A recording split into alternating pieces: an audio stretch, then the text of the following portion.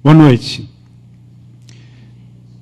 Esse título poderia ser usado como um suspense. Eu poderia deixar para o fim, explicar só no final por que a sustentabilidade é turquesa. Mas eu vou preferir começar por isso, evitar o suspense e tentar falar um pouco sobre uma questão bem imediata, que é a Rio+20, um evento importantíssimo que vai se realizar aqui perto.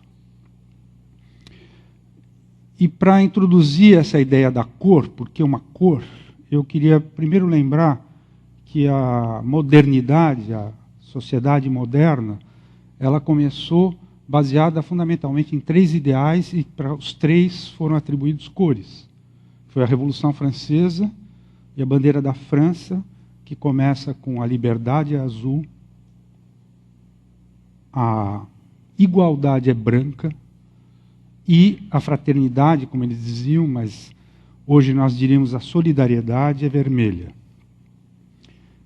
Vocês talvez lembrem de uma trilogia das cores, que são 3 filmes feitos por um cineasta polonês, que deixou isso quase como um testamento, porque foi a última obra dele, em que ele fez cada um desses filmes. O primeiro, inclusive, que é A Liberdade é Azul, foi feito pela Juliette Binoche, e ela deixou de fazer aquela famosa superprodução do Spielberg para fazer esse, dada a importância desse filme. Vejam bem, na época em que houve a Revolução Francesa, os grandes ideais eram esses. Nada a ver com isso que nós estamos falando hoje em dia e que nós estamos chamando de sustentabilidade. Evidentemente, no final do século XVIII, a humanidade não tinha a mínima percepção de que ela poderia, eventualmente, estar comprometendo as próprias bases do seu funcionamento, da sua economia, do seu sistema de relações sociais. Demorou muito para que isso acontecesse. Por exemplo, 1 século e meio depois, quando foi firmada a Declaração Universal dos Direitos Humanos, na época chamava Direitos do Homem, em 1948, também não se inclui nenhum ideal, nada que se refira especificamente a essa nossa relação com a natureza. Isso para dar a ideia de o quanto é recente a preocupação com isso que a gente está chamando de sustentabilidade. Na verdade, o mundo, depois desse ano de 48, em que foi firmada a declaração, se abriu o período mais impressionante de progresso material na história, que até hoje a gente chama de Idade de Ouro, que foi o período entre 48 justamente e 73, basicamente. Então, foi durante esse período, quando as taxas de crescimento econômico foram altíssimas, no mundo inteiro, não foi só nos países mais avançados, que começou a ter movimentos de consciência a respeito de que a gente poderia, eventualmente, estar excedendo a capacidade de suporte do planeta. Isso, para dizer a verdade, tem uma data que pode até ser dita com muita precisão. 1979 é a primeira vez que a palavra sustentável, que depois veio a dar sustentabilidade, é pronunciada numa reunião da ONU, uma reunião, inclusive, que era uma reunião pequena. Na época, existia um embate feroz entre o empresariado, que acusava os ambientalistas de serem contra o desenvolvimento. E alguém, nessa discussão, resolveu dizer o seguinte: nós não somos contra o desenvolvimento, nós queremos que o desenvolvimento seja sustentável. Foi assim que começou, 1979. Ora, quando essa pessoa usou essa expressão, não era comum essa palavra. Ela existia já, mas em comunidades muito pequenas, de cientistas. Eu não vou dizer quais são todas, mas uma é particularmente importante, que tenha muito a ver aqui com a nossa questão da Baía da Ilha Grande, que é o seguinte: talvez é o exemplo mais claro do que se queria dizer com a expressão sustentável ou não, é, por exemplo, o caso da sobrepesca. Quer dizer, se calculava, os engenheiros de pesca procuravam calcular até quando, até onde você poderia ir na exploração de um cardume sem comprometer a sua própria reprodução e o ecossistema. Então se falava na época de taxa de exploração sustentável. Foi assim que essa palavra era usada no passado. E, como vocês sabem, foi nos anos 80 que o relatório Nosso Futuro Comum aí popularizou, divulgou uma expressão que até ali era utilizada só por pequenas comunidades. O que aconteceu foi que, imediatamente, conforme essas discussões foram ocorrendo, se colou a ideia de que a cor desse novo valor que estava surgindo era verde. Surgiram os partidos verdes. Não é? Hoje em dia, um dos grandes capítulos, temas, eu vou voltar a ele no final, da Rio+20, é a economia verde. Então, da mesma forma que lá atrás, na Revolução Francesa, se associou o azul à liberdade, o branco à igualdade e o vermelho à solidariedade, como a gente diz hoje em dia, houve uma associação de que a sustentabilidade seria verde. Por que eu estou dizendo que é turquesa? É porque a ciência avançou o suficiente agora para mostrar que na questão central da sustentabilidade, que é necessariamente global, que é o aquecimento, que é o efeito estufa, nessa questão os oceanos superam as florestas, ou, em geral, a cobertura vegetal dos ecossistemas terrestres como sumidouros de carbono. Isto é, independente de toda a discussão sobre o que nós vamos poder fazer para mudar o sistema energético, para evitar que se emita tanto, para reduzir a aceleração, pelo menos, do uso de energias fósseis, essa é a grande transição da nossa época, independentemente disso, é básico para que o clima seja regulado, que grande parte do carbono deixe de ser emitido, ele é retido naturalmente, e o que a gente sabe hoje é que 60% se deve aos oceanos e 40% se deve à cobertura vegetal. Como os oceanos são azuis, vocês já perceberam por que é turquesa. Quer dizer, ao mesmo tempo em que se tem que pensar nas florestas, você tem que dar tanto ou mais até valor para os oceanos, e particularmente para ecossistemas litorâneos, como são os manguezais e assim por diante. Portanto, nós estamos diretamente relacionados com esse projeto em relação à Baía da Ilha Grande, está relacionada com mais da metade da questão central da sustentabilidade. Com isso, eu só falei da cor, mas provavelmente todo mundo está se perguntando o seguinte, mas afinal, até agora não apareceu aí o que é essa tal de sustentabilidade. E há até hoje uma certa reclamação, porque banalizou tanto, se fala tanto, isso é sustentável, aquilo não é sustentável, uma experiência sustentável, em geral coisas muito micro, quando eu acabei de dizer que a sustentabilidade é uma questão global. Acho que é importante, em primeiro lugar, quer dizer, eu vou até contar um caso que para mim foi chocante nesse processo de estudar esse assunto. É que, provavelmente através do Google, não sei o quê, localizam as pessoas que podem eventualmente dar palestras sobre esse tema. E uma vez eu recebi um telefonema de uma pessoa que me perguntava se eu podia dar uma palestra sobre relacionamento sustentável. Eu demorei um certo tempo para perceber e perguntei, mas o que você quer dizer exatamente com isso? Ele falou, só entende, relacionamento sustentável, casal. Olha, você ligou para o Departamento de Economia.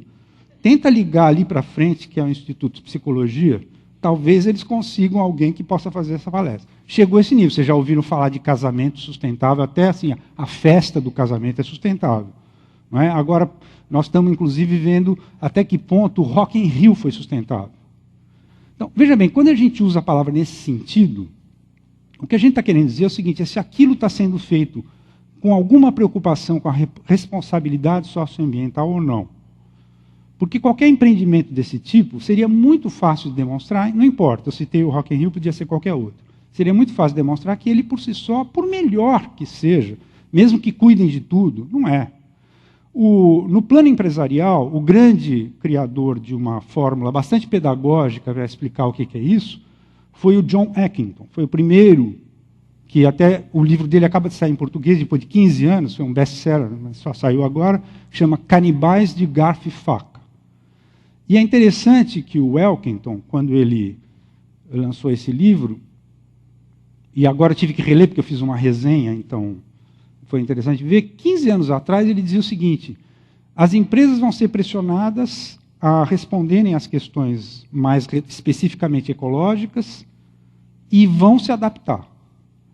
No entanto, elas não vão dar muita confiança, ou pelo menos vão fazer vistas grossas para o outro pilar, como se diz, porque ele fundou a teoria dos 3 pilares, né? Lucro, pessoas e planeta, que em inglês são 3 P's. Aqui já se fala também, em vez de pilares, às vezes falam pernas. Pois bem, ele previu, e nós estamos falando 15 anos depois do lançamento do livro dele, que provavelmente as empresas se adaptariam facilmente à questão ambiental, mas fariam vistas grossas, isso ele repete diversas vezes no livro, por uma experiência que era curta dele, como ele foi o grande guru das primeiras empresas que fizeram esse movimento, a deixarem a questão de lado, a questão da justiça social. E isso é que me faz imediatamente passar para o... Eu só queria, para fechar bem essa questão da definição, é o seguinte: vocês já perceberam que eu estou lidando com a ideia de sustentabilidade como um novo valor, que emergiu nos anos 80, se legitimou praticamente há 20 anos com a Conferência do Rio, com a ECO 92. E passou a ser usado, e aí é natural que se banalize. Um filósofo alemão, Schopenhauer, dizia que toda verdade, inicialmente, quando ela surge, ela é ridicularizada, em seguida ela é fortemente combatida, e depois ela se transforma numa evidência que ninguém discute. É o que aconteceu em 30 anos com essa expressão sustentabilidade. É bobagem que se fique procurando uma definição precisa, porque é um valor, e os valores não têm definição precisa. Por exemplo, vamos pegar só um exemplo de um outro valor muito importante e muito mais antigo: justiça. Toda essa sala aqui provavelmente concordaria se eu apontasse um caso concreto de injustiça. Por exemplo, foi uma injustiça declararem reserva biológica lá na Praia do Aventureiro, na comunidade do Aventureiro, sem consultar a população local, sem que a população local não tivesse nem noção do que estava acontecendo. Foi injustiça, nós vamos todos concordar. Só que se eu pedir para alguém aqui definir justiça, se tiver 100 pessoas nessa sala, vão aparecer 100 definições de justiça. Os valores, as ideias que são valores, em geral são assim. Mesmo que seja fácil, por exemplo, a gente constatar o que é insustentável, não tentemos definir de forma precisa o que é sustentabilidade, porque isso não vai levar a nada. É um valor como esses outros, justiça social, como a liberdade ou como a felicidade, até. Por que tem uma questão muito urgente na ECO 92? Na Rio mais 20 agora? Porque, na medida em que se colocou como um dos pontos centrais da pauta a chamada economia verde, então agora já não é mais quem contestava e não sei o que usa o verde agora é absolutamente oficial, é o establishment que adotou o verde como visão. A OCDE prefere falar em crescimento verde. Com isso, estão tentando nos fazer crer que seria possível, através da desmaterialização da economia, isto é, usando cada vez menos recursos naturais por unidade de produto, chegar à sustentabilidade. Quando nós sabemos que não haverá solução para essa questão, hoje a pegada ecológica está mostrando o quê? Está mostrando que aquilo que a gente consome de recursos naturais durante um ano, a natureza vai precisar de 1 ano e meio para tentar regenerar. Ou seja, nós estamos emitindo cheque sem fundo o tempo todo. Isso não tem solução nenhuma se não houver uma mudança brutal no consumo. O consumo hoje, em termos globais, é basicamente o seguinte: 20% da população mundial consome 80%, é responsável por 80% do consumo. E os 80% da população mundial só participa de 20% do consumo. Ora, se é necessário no futuro estabilizar o consumo, tem que haver alguma mudança de padrão do consumo desses mais ricos, que não estão só nos países ricos, também são as classes dirigentes e as classes médias de países como os nossos, como o nosso, os países emergentes.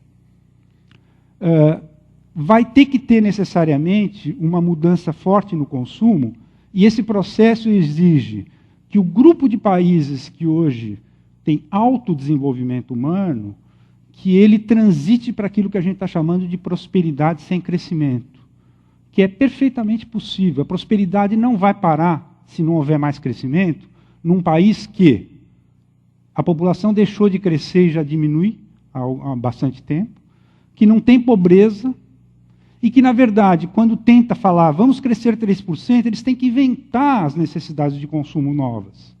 Não há mais nenhum sentido. Eles têm que ficar inventando maneiras de que as pessoas troquem de celular todo mês, ou troquem de carro 2 vezes por ano.